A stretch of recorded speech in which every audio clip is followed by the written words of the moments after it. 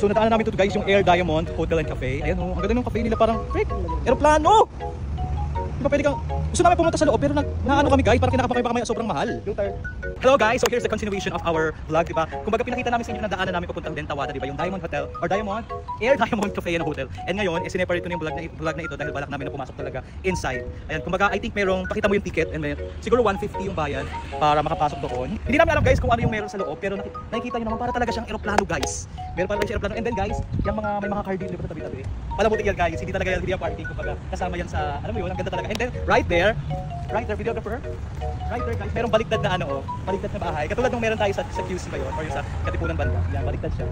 So, baka pumunta kami, or para sa inyo guys is mag-entrance fee kami and titignan namin kung ano nasa loob. Papakita ko sa inyo kung ano nasa loob guys. And then mag-comment lang kayo kung gusto niyo pumunta dito and kung paano makapunta, sasabihin namin sa inyo.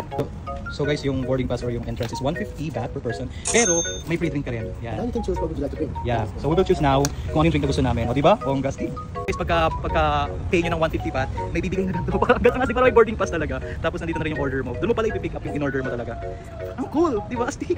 So tara, samahan nyo kami kung ano, ma-witness natin kung ano yung meron sa loob. Pero I think same lang naman sa mga airlines yung nasa loob. Pero ang good thing is magagawa mo yung gusto mo at makakapag-picture ka ng naayos sa gusto mo na hindi mo kayang gawin sa airlines sa loob, diba? Kasi nakakaya yun sa madaming passenger. So, come on, let's make it. Okay, Philippines, see you! Departure! See you! So yan, so guys, papasok na tayo. Ayan, papasok tayo sa loob ng aeroplano. Oh, automatic, wala ka niyan. Wala ka niyan sa bahay.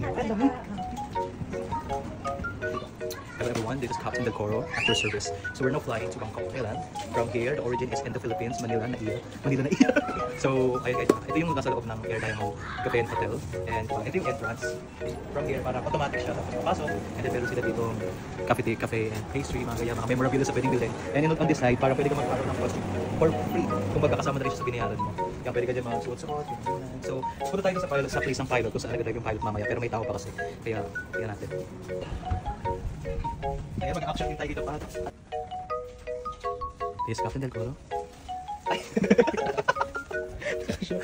Ang galing. Magmamagana tayo mag-apan and after. Okay? So sa taas yun, sa taas pa. Ready for takeoff? Ready for takeoff? Okay. Origin is Manila International Airport. Going to Suvarnabhumi Airport, Thailand. Bangkok, Thailand. Are you guys ready? Okay. Let me hear you guys. Are you guys ready? Passengers, are you ready? Are you guys ready? Louder, please. Okay. Let's go to Thailand, Bangkok. Okay, fasten your seatbelt, guys. We are now taking off. Tama ba? Taking off? Yeah, we're now taking off. So now, as you can see, nakikita po natin ang Taiwan. Dadaan lang natin yan dahil tayo pupunta ng Thailand. Pero pwede tayo mag-stop kung gusto nyo bumili ng souvenir sa Taiwan. Mag-stop po na tayo doon. Kung mag-stop po sa air, pero talo na lang kayo using parachute. Sige. So yun lang guys. So ito yung sa pilot, place ng pilot sa isang aeroplano. So totoo lang, parang totoong aeroplano talaga siya guys. Na kumbaga inassemble na lang dito at hindi na nagagamit. Pero yun guys. So, tara. Pakita. Hindi ganun kadami yung ano dito guys, yung tao ngayon, pero sobrang marami silang tables and chairs na pwede kayo mag-chill. Steak sulit na yung 150 nyo guys. May mga ganito-ganito pang may drinks ka na malamigang ka pa. Parang airlines talaga siya.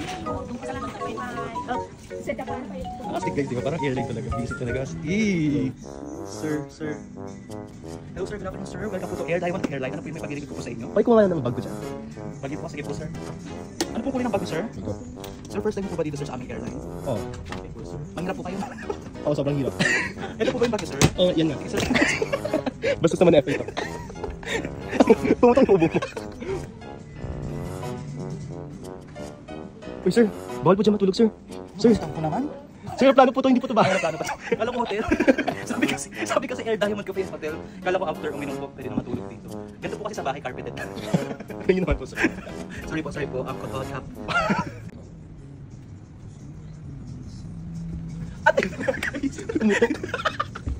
At ayun na nga guys, ito yung makikita lang natin inside. Kumbaga, para talaga siyang airline or yung airplane nasa loob. Pero, mas maluwag to and of course, relaxing siya. And to be honest guys, malamig dito sa loob.